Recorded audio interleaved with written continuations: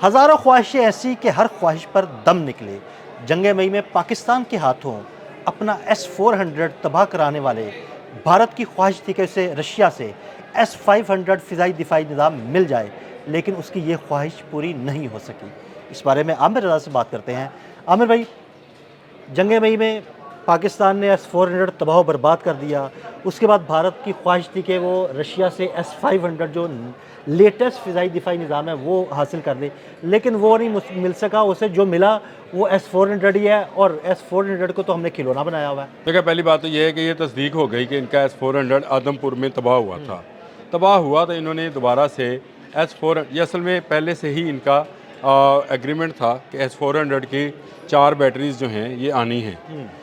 लेकिन इनका एक तो इनको फौरी तौर पे चाहिए था, क्योंकि पिछले साल आदमपुर में हमारे JF-17 थंडर ने इनका S-400 उड़ा के रख दिया, और उसके पायलट कौन थे, उसकी जहाज़ कौन सा था, मिसाइल कौन सा लगा, ये सारी चीज़ें अब सारी ज़बान ज़द आम हैं। इसके बाद इनकी ख्वाहिश ये थी कि इनके एग्रीमेंट को कन्वर्ट कर दिया जाए towards S-400 to S-500। S-500 वो सिस्टम है जो कि दुनिया के जदीद तरीन बैलिस्टिक मिसाइल्स को भी रोक सकता है। बिल्कुल ऐसे ही है। और उसकी स्पीड जो है S-400 से कई गुना ज़्यादा है, यानी उसके इंटरसेप्ट करने की स्पीड जो है वो कई गुना ज़्यादा है। और ये इस वक्त रशिया का जदीद है, और रशिया ने अभी तक किसी को नहीं दिया भी नहीं है। अभी तजर्बाती बुनियाद पर वो देख रहा है। भारत की ख्वाहिश ये थी कि S-400 की जगह उसको S-500 मिल जाए, उसमें जितने पैसे हैं वो देने को तैयार थे। $5 अरब इन्होंने पहले ही रशिया को दिया हुआ है, मज़ीद पैसे ये देने चाहते थे।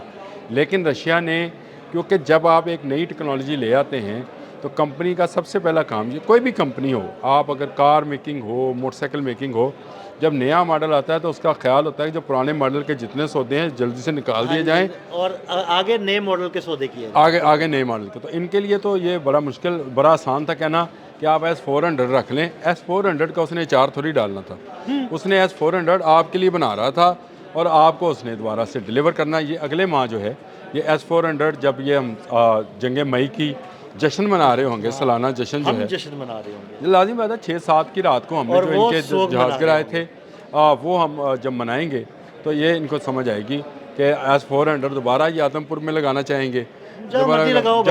हमने उड़ा दिया, पहले एक मरतबा उड़ा दिया। लेकिन भारत की ये बहुत बड़ी, मैं ये समझता हूँ और कि रशिया का सबसे बड़ा बायर अगर कोई था मुल्क वो मिडल ईस्ट से बाहर, तो वो भारत था, और भारत उसका असला ख़रीदता है। लेकिन रशिया ने उनकी बात नहीं मानी है। तो ये भारत की एक तरह की अस्करी तौर पर मैं ये समझता हूँ कि एक बड़ी शिकस्त है।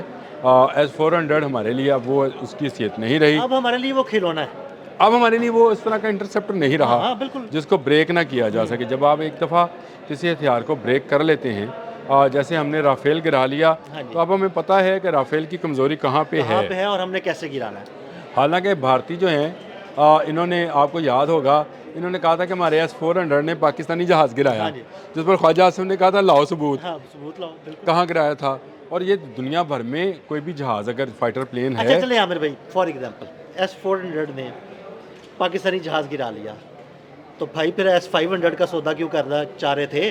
लो ना, तुम्हारा S-400 लो ना। बहुत अच्छा है तो ले लो। ले लो। तो आपको S-400 ही मिलेगा, S-500 आपको आपके नसीबों में नहीं है और ना होगा। लेकिन बात याद रखें, जब एक चीज़, एक नई प्रोडक्ट आती है तो उसका एंटीवायरस भी साथ ही आ जाता है। वायरस आता है तो एंटीवायरस भी साथ ही आता है।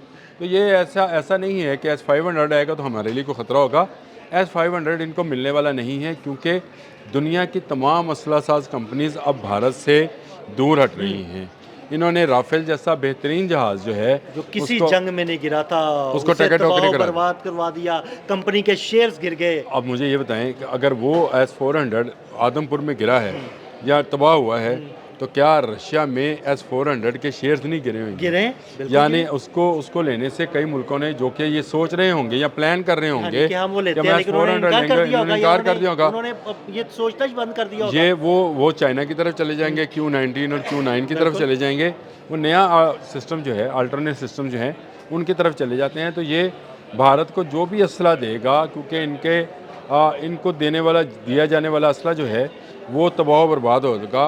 ना सिर्फ S-400 तबाह हुआ, बल्कि सुई 30 भी उनका तबाह हुआ। हाँ जी। और उनका मिराज भी तबाह हुआ, उनका मिराज कह रहा हूँ, मिग भी तबाह हुआ, मिग 21। ये जहाज़ तबाह होने के बाद अब ये चाहते ये थे कि S500 आ जाए।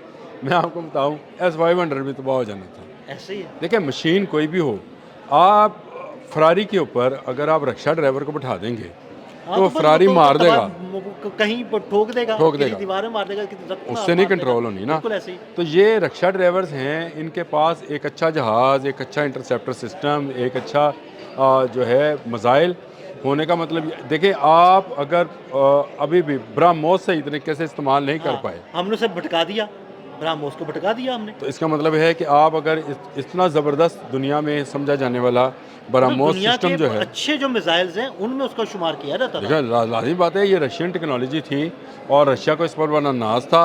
पाकिस्तान ने उसको भी भटका लिया। अब वो भटका हुआ मिसाइल जो है वो किसी जगह भी जाकर गिर सकता सही है। है।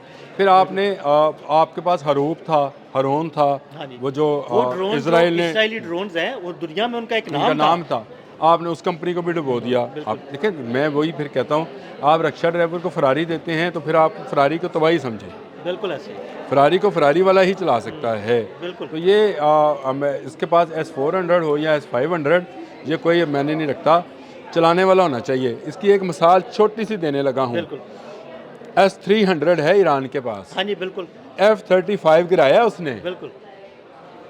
बिल्कुल ऐसे ही है। S300 जो S400 का पुराना वर्जन है, उसका पुराना वर्जन है, पुरानी उससे जनरेशन है। उसने F-35 जैसा जहाज़ गिराया है। इसके लिए दिमाग और इसके लिए आपको फौजी काबिलियत चाहिए होती है, वो भारतीयों के पास नहीं है।